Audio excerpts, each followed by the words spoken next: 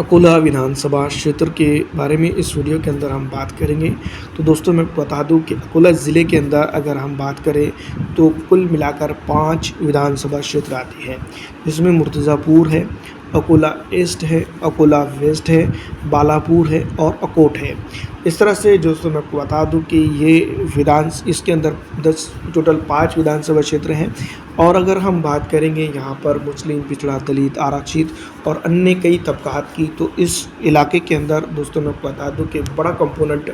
जातीय सीमाकरण के मुताबिक अगर देखा जाए तो हर विधानसभा क्षेत्र के ऊपर तकरीबन 25 के करीब जो है तो 20 से 25 के करीब वोटर की जनसंख्या अगर देखी जाए तो मुस्लिमों की आती है। वहीं अगर अकोला के अंदर अगर हम बात करें तो पिछड़ा, दलित, आरक्षित समाज का भी काफ़ी अच्छा वोटों की संख्या यहाँ पर मौजूद है। इसके अंदर अगर सबसे पहले हम बात करें तो मुर्तज़ापुर के अंदर ये विधानसभा क्षेत्र एससी कैटेगरी के लिए रिजर्व है। वैसे मैं आपको बता दूं कि अकोला वेस्ट और अकोला ईस्ट के अंदर मुस्लिम कंपोनेंट, दलित कंपोनेंट, आरक्षित समाज का अगर हम बात करें पूरी तरह से तो काफ़ी मात्रा में जो तो यहाँ पर इनका वोटर है। डेवलपमेंट के ऊपर भी इस वीडियो के अंदर आखिर तक हम बात करेंगे, लेकिन दोस्तों मैं आपको बता दूं कि यहाँ पर कई एक चीज़ों को लेकर विधानसभा वाइज डिस्कशन किया जा सकता है।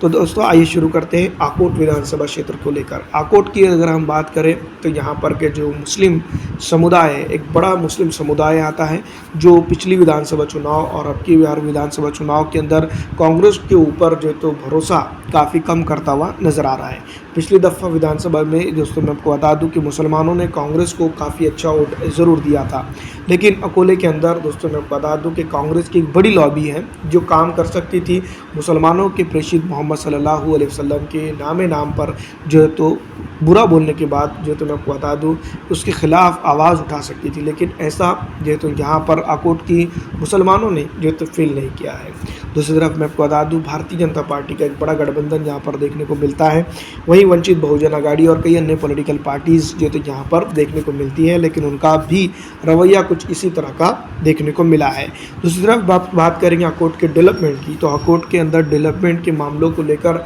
कई एक चीज़ें होते हुए नज़र आई है, लेकिन उन इलाकों को छोड़कर जहाँ पर मुस्लिम,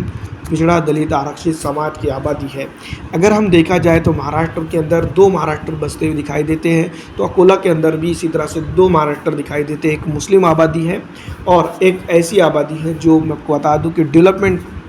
है और सुकून से जो तो उनके लिए हर सुविधा उपलब्ध है। इसी तरह से दोस्तों मैं आपको बता दूं कि यहाँ पर मुस्लिमों के इलाकों के अंदर अगर देखा जाए तो ड्रेनेज के मसले हैं, नालियों के निकासी के मसले हैं और कई एक चीज़ों के ऊपर जो तो बेसिक जिसको हम कह सकते हैं मूलभूत सुविधा जिसको हम कह सकते हैं वो नहीं देखने को मिलती है। इसी ज़िमन में अगली विधानसभा क्षेत्र आती है बालापुर की विधानसभा क्षेत्र। बालापुर की विधानसभा क्षेत्र के अंदर अगर बात करें तो बालापुर एक तरह से देखा जाए तो ईंट भट्टों के लिए और कई अन्य चीज़ों के लिए ये फेमस है, लेकिन इस तरह से इस विधानसभा क्षेत्र के ऊपर कुछ ऐसे वसाइल हैं जो धंधे पानी के लिए जिसको आमूमी तौर पर जो तो रिक्वायर्ड होते हैं वही इस विधानसभा क्षेत्र के अंदर काफ़ी कम होते हुए नज़र आ रहे हैं। यहाँ की जनता मजबूर है माइग्रेशन को लेकर, यहाँ की जनता जो तो मजबूर है रोज़गारी को लेकर, यहाँ की जनता मजबूर है अपने हक की आवाज़ उठाने को लेकर। कांग्रेस और राष्ट्रवादी कांग्रेस पार्टी के ऊपर भरोसा करके पिछली दफ़ा विधानसभा चुनाव में काफ़ी जो तो वोट जहाँ पर जो तो कांग्रेस और राष्ट्रवादी कांग्रेस को मिला था, लेकिन दोस्तों मैं बता दूं कि मुसलमानों को, पिछड़ों की, अक़लियतों की आबादी की लिहाज से अगर आवाज़ उठाई जाती है और जो कुछ चीज़ें जो तो यहाँ पर हुई है वो काफ़ी निंदनीय है और उसको लेकर कहीं ना कहीं जो तो कई बड़े सवाल खड़े होते हैं। पिछड़ा, दलित, आरक्षित समाज की जो तो आबादी यहाँ पर बालापुर के अंदर एक ज़्यादा है, लेकिन यहाँ पर मैं बता दूं कि डेवलपमेंट के मामलों को अगर देखा जाए तो उन इलाकों में नदारद कर दिया गया है जिन इलाकों में जो तो जिनका प्राथमिक हक बनता है।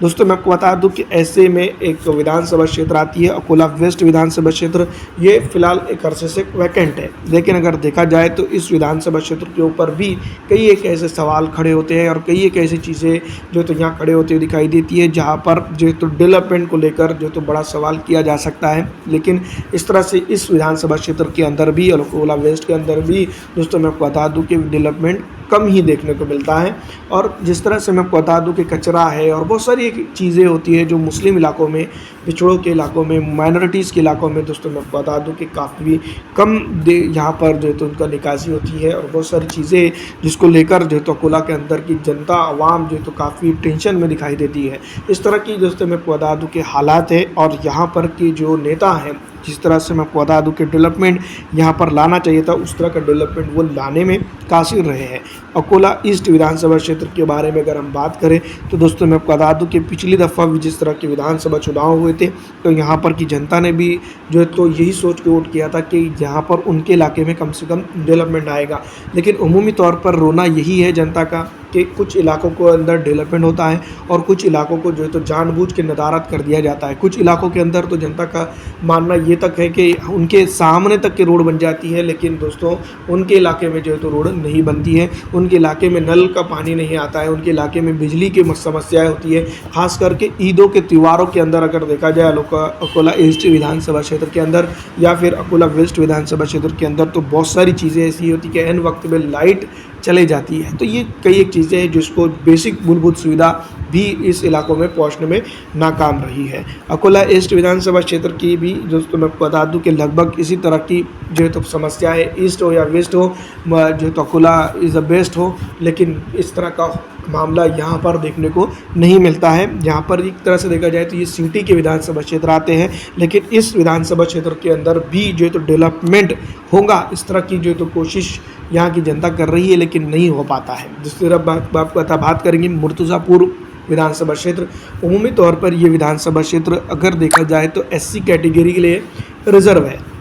तो उमूमी तौर पे यही हम सोच सकते हैं कि यहाँ के विधायक ने कम से कम एससी कैटेगरी के लोगों के लिए, मुसलमानों के लिए, अक़लियतों के लिए जो है तो यहाँ पर काफ़ी काम किया होगा। लेकिन दोस्तों उमूमी तौर पर यही बात देखने को मिलती है कि कुछ इलाकों को छोड़ दिया जाए जहाँ पर डेवलपमेंट होता है, तो कुछ इलाकों के अंदर हम ये ज़रूर कह सकते हैं कि डेवलपमेंट के लिए भी ये वेटिंग लिस्ट में मौजूद है। वैसे मैं आपको बता दूँ पिछड़ा, दलित, आरक्षित और कई अन्य जो है तो इलाके हैं जहां पर अभी भी जो है तो डेवलपमेंट के मामले जो है तो निलंबित दिखाई देते हैं। तो दोस्तों मैं आपको बता दूं कि लगभग पूरी जगहों पर अगर देखा जाए मुर्तज़ापुर के अंदर भी कुछ इसी तरह से जो है तो मामला देखने को मिलता है। और कई एक जगह ऐसी है जो छोटी बड़े इलाकों के अंदर डेवलपमेंट हुआ है। तो इस बार जनता अगर कभी यहाँ पर डेवलपमेंट की राजनीति को लेकर बात करती है या डेवलपमेंट की तरफ जाती है तो यहाँ पर काफ़ी फ़ायदा जनता को हो सकता है। नेता मुर्तज़ापुर हो या फिर अकोला हो या फिर बालापुर या कोट हो या कहीं पर भी हो, तो यहाँ पर वही चीज़ देखने को मिलेगी कि कुछ सिलेक्टेड एरियाज़ के अंदर जो तो विधानसभा चुनाव के अंदर डेवलपमेंट हुआ है और कुछ इलाकों के अंदर जो तो डेवलपमेंट नहीं हुआ है। पिछड़ा, दलित, आरक्षित और मुस्लिम समाज की बातें की जाती हैं, लेकिन विधानसभा चुनाव के आते आते दोस्तों मैं आपको बता दूं कि ये हवा हो जाती है। फिर बाद में दोस्तों मैं आपको बता दूं कि कांग्रेस हो या फिर अन्य किसी भी दल की बात की जाए, वो आते हैं वोट लेने के लिए ताकि जो है तो उनका डेवलपमेंट हो, उनका डेवलपमेंट हो। ये कई एक चीज़ों को ले तो मायने रखता है। फिलहाल दोस्तों आपको क्या लगता है कि अकोला के अंदर इस तरह के हालात है या नहीं? आपके दिल पर हाथ रख के कमेंट करके ज़रूर बताइएगा। फिलहाल दोस्तों इस वीडियो में इतना ही। अगर अच्छी लगती है तो लाइक और ज़्यादा से ज़्यादा उन लोगों के अंदर शेयर कर दीजिएगा जो